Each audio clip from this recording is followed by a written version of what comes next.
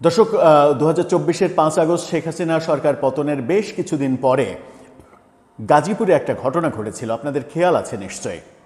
গাজীপুরে আওয়ামী লীগ সরকারের সাবেক মুক্তিযুদ্ধ মন্ত্রী আকম মোজাম্মেলের বাড়িতে আক্রমণ করা হয়েছিল এবং সেখানে আক্রমণ করে ডাকাতির চেষ্টা করা হয়েছিল এবং সেটা ওই জুলাই যোদ্ধা সমন্বয়ক এই ব্যানারে তারাই করেছিল, সেটা পরবর্তীতে প্রমাণও হয়েছে।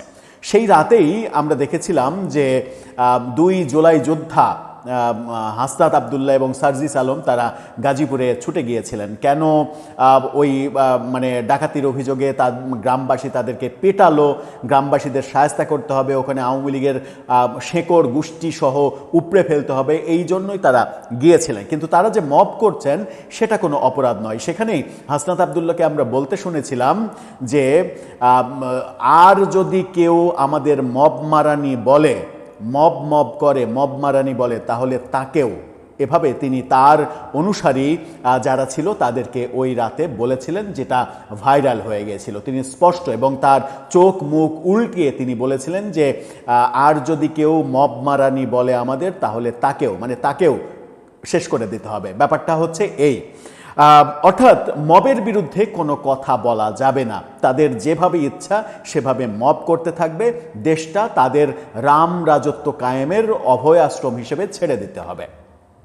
এতদিন পরে এসে সেই হাসনাত আবদুল্লাহ যখন এমপি, তখন গতকালকে সাবেক চট্টগ্রামের মেয়র মঞ্জুর আলমের বাসায় গিয়ে গোপন মিটিং সেরে যখন বেরোলেন, তখন তিনি নাকি মবের কবলে পড়েছেন, জুলাই যোদ্ধাদের প্রশ্নের মুখে পড়েছেন। এই ব্যাপারটাকে মব করা হয়েছে, মব করে তাকে হেনস্থা করা হয়েছে, এই দাবি করা হয়েছে। তার মানে এতদিন যারা মব করেছেন, মবকে পৃষ্ঠপোষকতা দিয়েছেন, মব করলে কোনো আসামিকে থানায় ধরে নিয়ে গেলে থানায় গিয়ে মুসলেকা দিয়ে সেই আসামিকে ছাড়িয়ে নিয়ে এসেছেন, সেই তারা এখন অভিযোগ করছেন তাদের বিরুদ্ধে মব হচ্ছে। মব কোথায় আসলে? বাংলাদেশে তো মবের অস্তিত্ব কোনোদিনই ছিল না এবং প্রফেসর ইউনূসের আমলে মব এই শব্দটাকেই তো স্বীকার করা হয়নি। তাহলে প্রফেসর ইউনূসের শাসনামল শেষে বিএনপির শাসনামল যখন শুরু হলো, তখন কি মবের জন্ম হয়েছে? এই যে দাবি করা হচ্ছে তাদের পক্ষ থেকে যে তার বিরুদ্ধে মব করা হয়েছে এবং এনসিপির যে যুব সংগঠন যুব শক্তি, সেখান থেকে প্রেস রিলিজ দিয়ে দাবি করা হচ্ছে যে হাসনাত আবদুল্লাহর উপরে মব তৈরি করা হয়েছে। কেন হঠাৎ করে এই দাবি করা হচ্ছে?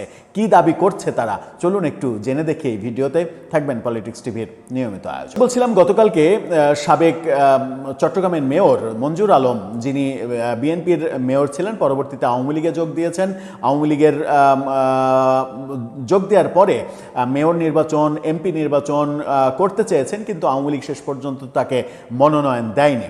আওয়ামী লীগের সদস্য হিসেবেই আমরা তাকে জানি। পরবর্তীতে আর দল চেঞ্জ করে তিনি অন্য কোনো দলে যাননি কিংবা বিএনপিতে ফেরত যাননি। তার মানে তিনি আওয়ামী লীগের লোক। তো আওয়ামী লীগের লোক মানে ফ্যাসিস্ট। তো ফ্যাসিস্টের বাসায় হাসনাত আবদুল্লাহর কী কাজ? এটা তো একটা বড় প্রশ্ন। বর্তমান সরকার বিএনপিকে নানাভাবে ফ্যাসিস্টের পুনর্বাসন করছে, আওয়ামী লীগকে ফিরিয়ে আনছে, আওয়ামী লীগকে ফিরিয়ে আনার বন্দোবস্ত করা হচ্ছে। এই যে শিরিন শারমিন চৌধুরীর জামিন হলো, ফ্যাসিস্টের জামিন দিয়ে সরকার আবার আওয়ামী লীগকে ফিরিয়ে আনার বন্দোবস্ত করছে, এরকম নানা সমালোচনা তাদের মুখ থেকে শুনেছে।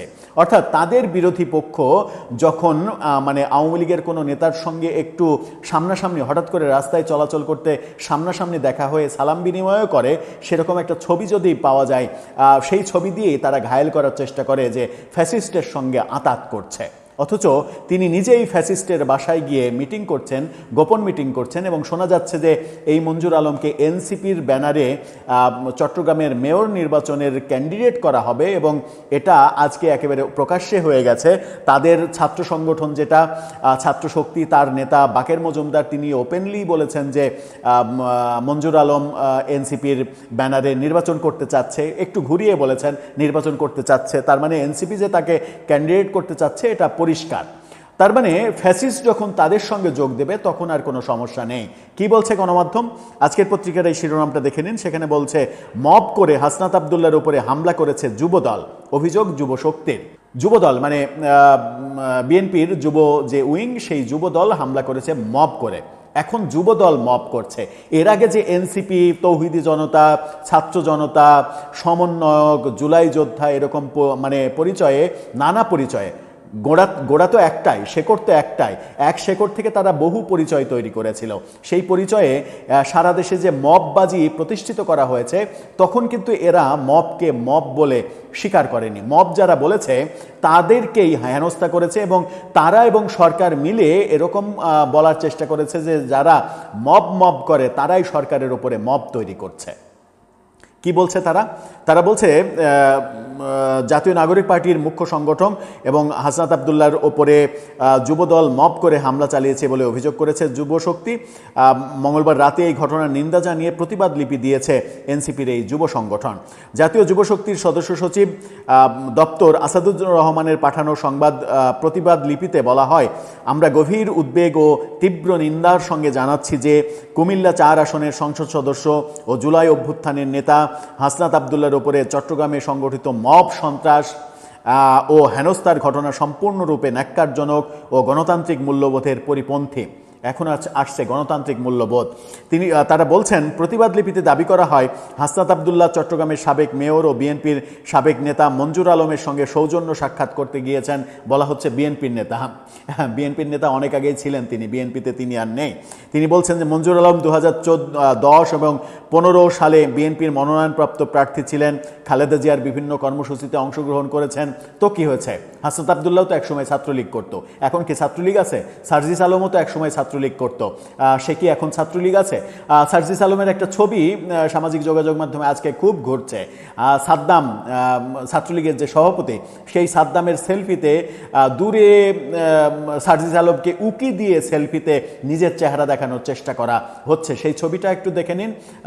ছাত্রলীগের যে সভাপতি সাদ্দাম সেলফি তুলছে, এবং দূরে মানে আমরা যদি একটু ব্র্যাকেট বন্দি করে দিই যে কোনটা সার্জিস আলম, দেখুন কিভাবে উকি দিচ্ছে, উকি দিয়ে ছাত্রলীগ হিসেবে নিজেকে জানান দেওয়ার চেষ্টা করছে। অথচ অভ্যুত্থানের পরে বারবার দাবি করেছে সে নাকি ছাত্রলীগ করতে বাধ্য হয়েছে।